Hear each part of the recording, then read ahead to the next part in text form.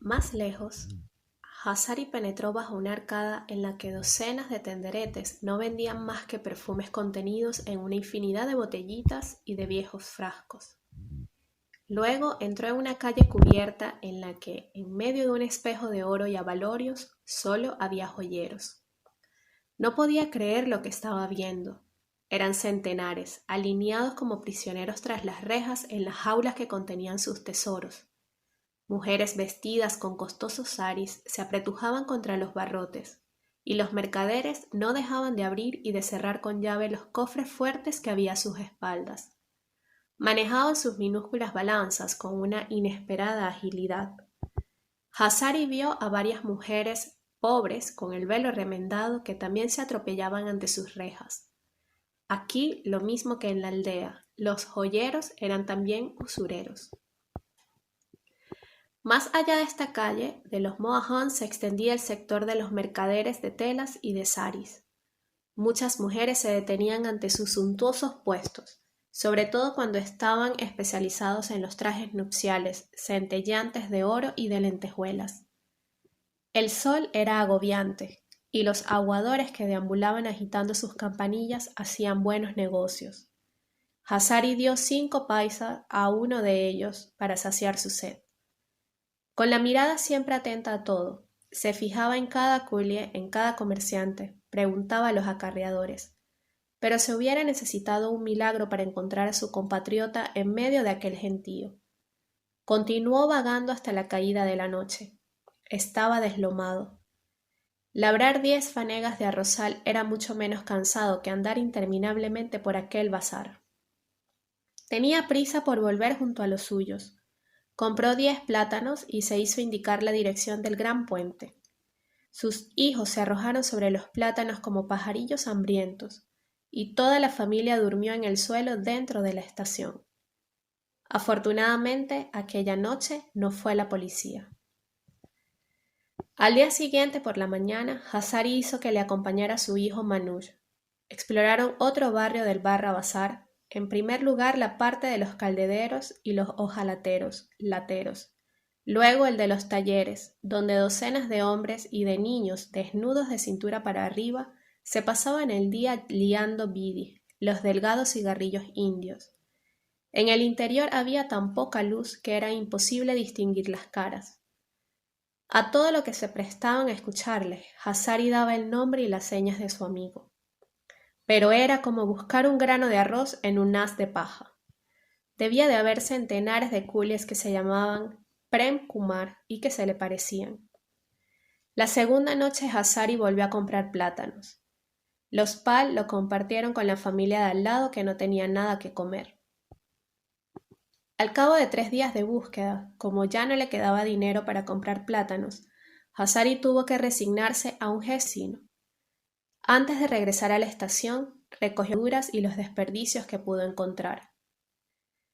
Aquella noche mi mujer sugirió que nuestra hija Amrita fuese a mendigar ante la entrada de la estación. Lo dijo llorando, abrumada por la desesperación y la vergüenza. Éramos campesinos, no mendigos. Los Pal no se resignaron a aceptar aquella idea que les sublevaba. Esperaron aún un día más y otra noche. Pero al amanecer del día siguiente mandaron a la muchacha y a sus 2 hermanos para que se apostasen donde los viajeros ricos bajaban de los taxis y de los automóviles particulares. Lleno de amargura, Hassari volvió de nuevo al Barra Bazar. Pasó delante de un taller donde unos culies cargaban gruesas barras de hierro en un telagarki, uno de esos largos carros de mano. De pronto uno de los culies empezó a vomitar, escupió sangre. Sus camaradas le tendieron en el suelo. Estaba tan pálido que Hassari le creyó muerto. Cuando el patrón del taller salió gritando porque el telagarki aún estaba allí, Hassari se adelantó y le propuso reemplazar al culie que había enfermado. El hombre dudó, pero la entrega no podía esperar más y ofreció 3 rupias por la carrera, pagaderas a la llegada. Sin embargo, en lo que estaba haciendo, Hassari arqueó su cuerpo junto con los demás para llevarse la pesada carga. El patrón se había guardado mucho de precisar que su destino era una fábrica situada al otro lado del gran puente, mucho más allá de la estación. Ahora bien, para cruzar este puente había que subir una cuesta. Aunque los coolies se esforzaron como condenados, su carro se inmovilizó a media cuesta. Hazari tuvo la impresión de que las venas del cuello le iban a estallar. Llegó un policía y les amenazó con su porra, porque interrumpían la circulación. «Moveos, atajos de holgazanes», aullaba en medio de los claxones y de los petardeos de los coches. Entonces el más viejo de los coolies se agachó, empujó la rueda con todas sus fuerzas y lanzó un grito para que los demás tirasen hacia adelante. Aquella noche, cuando volvió a la estación, Hazari Pal estaba extenuado, pero se sentía orgulloso de dar a los suyos la sorpresa de haber ganado su primer dinero. Pero era él quien iba a recibir una sorpresa. Su mujer y sus hijos habían desaparecido. La otra familia también. Aquella misma noche volvió a encontrarlos en el terraplén que había detrás de la estación de los autocares. «Unos policías nos echaron de allí a bastonazos», explicó su mujer llorando. «Han dicho que si volvían a vernos en la estación nos meterían en la cárcel». Los Pal no sabían a dónde ir. Atravesaron el gran puente y siguieron andando en línea recta. Era muy oscuro, pero las calles aún estaban llenas de gente a pesar de lo tardío de la hora. Atontados por aquel hormiguero que iba en todas direcciones, que se empujaba gritando, llegaron a una plaza en el corazón de la ciudad.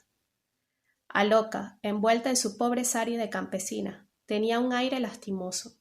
Había cogido en brazos a su hijo menor y sujetaba a su hija por la mano. Manush, el primogénito, les precedía junto con su padre.